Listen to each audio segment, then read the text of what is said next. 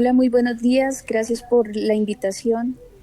Bueno, hacíamos aquí una confesión pública, una especie de confesión periodística en el sentido de mea culpa, para llamarlo de alguna manera, en que este tema de la trata de blancas no es muy mediatizado en Colombia, pero es muy grave. Sí, exactamente como lo acabas de mencionar. Desafortunadamente, pues el tema no ocupa un espacio importante en la agenda política y en la agenda pública. Sin embargo, es uno de los delitos más graves que está ocurriendo en la actualidad, no solo en Colombia, sino en todo el mundo.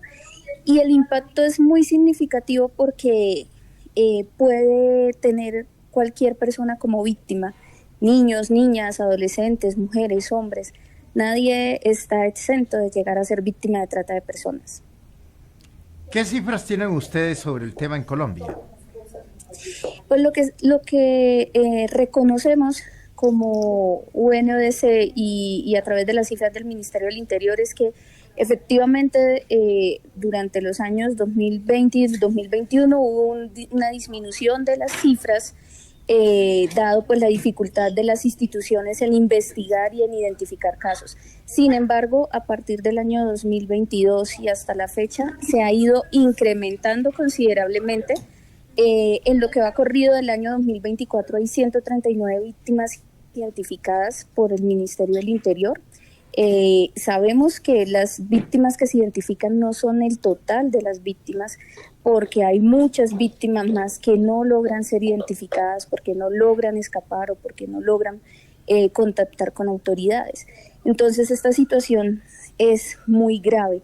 Y respecto al Departamento del Atlántico, por ser uno de los departamentos más importantes, especialmente la ciudad de Barranquilla, pues sabemos que desafortunadamente en las ciudades capitales, sobre todo en aquellas de gran importancia, se está concentrando un número significativo de víctimas de trata de personas en la modalidad de trata interna. ¿Qué quiere decir eso de trata interna? Son las víctimas que son explotadas al interior del país. Entonces, no necesitan salir de Colombia para ser explotadas en diferentes finalidades. Digamos que ¿cuál es el grupo humano? Porque aquí hay hombres y mujeres, pero la mayor parte aquí son mujeres, más vulnerables y más sujetos de este tipo de situaciones, de este crimen, porque lo que realmente estamos hablando es de un tema delictivo. Sí, desafortunadamente, pues la trata de personas es una de las formas de violencias basadas en género. Eso significa que más o menos el 83% de las víctimas de trata son mujeres. Mujeres entre los 18 y 30 años, es decir, muy jóvenes, que son captadas en su mayoría por ofertas laborales. Entonces, son personas que tienen una vulnerabilidad socioeconómica, que están buscando mejorar sus ingresos y mejorar también su situación y digamos que están en un riesgo debido precisamente a su vulnerabilidad. ¿Y cuáles son los países donde normalmente son llevadas las mujeres colombianas?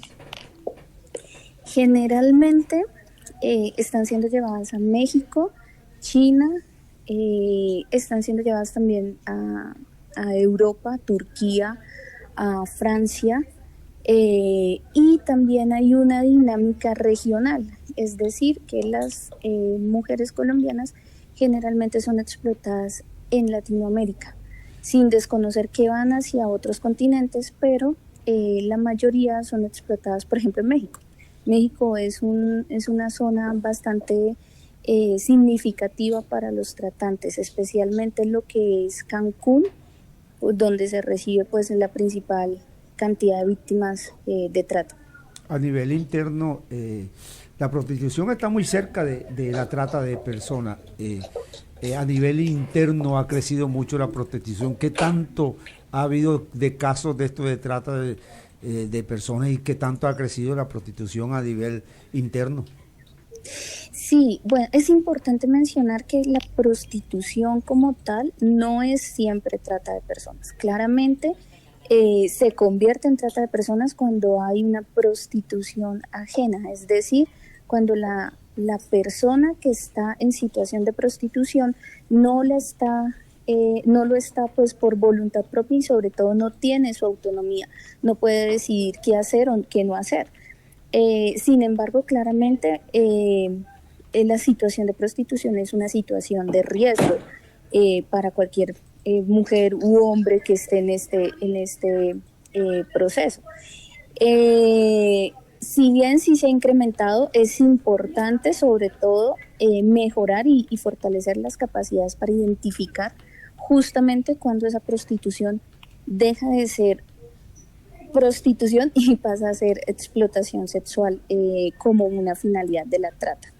Por eso es importante, por ejemplo, que las entidades, que las organizaciones estén muy fortalecidas justamente en identificar esos signos y esas alarmas donde puede convertirse en trata de personas. Rocío, la migración, el turismo sexual y la mendicidad, ¿se pueden decir que son 3 componentes detrás de esta trata de personas? Sí, digamos que la migración es una situación que genera vulnerabilidad. Recordemos que la mayoría de las personas migrantes desafortunadamente son personas que migran justamente por la situación económica. Además, la mayoría también ingresan al país de manera irregular, lo cual los pone en una situación de más vulnerabilidad porque no cuentan, digamos que con los documentos necesarios que le validen pues esa permanencia en el país.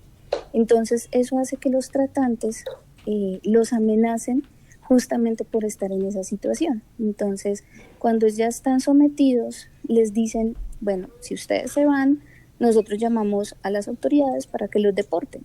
Y esa es una de las formas en las cuales aprovechan el proceso de migración. Y claramente, pues aparte de la explotación sexual, como ustedes mencionaban, hay otras finalidades que están asociadas a la trata de personas, como los trabajos forzosos, la servidumbre, la mendicidad ajena y el matrimonio servil, entre otras. Al año, un aproximado de personas que sufren de esta trata. Pues se estima que este año van a sobrepasar los 200 casos en Colombia. Pero vuelvo y les menciono, esto es solo la cifra que se logra identificar a través de las autoridades, porque claramente hay otras víctimas que no son identificadas. Entonces, si bien es una cifra considerable, no podemos decir que esa es la cifra única que existe.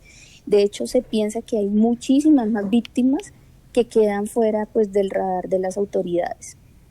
Bueno, ¿y qué trabajo hacen ustedes con las autoridades nacionales, con los entes territoriales para darle apoyo psicológico a estas personas, en gran medida a estas mujeres que han sido detectadas en este tráfico? Bueno, UNODC, como Oficina de las Naciones Unidas contra la Droga y el Delito, es la oficina custodia del Protocolo de Palermo. Esto significa que nosotros apoyamos a los estados, no solamente desde el nivel central, sino desde el nivel territorial, en la implementación de las acciones que conforman el Protocolo de Palermo, que es el protocolo contra la trata de personas.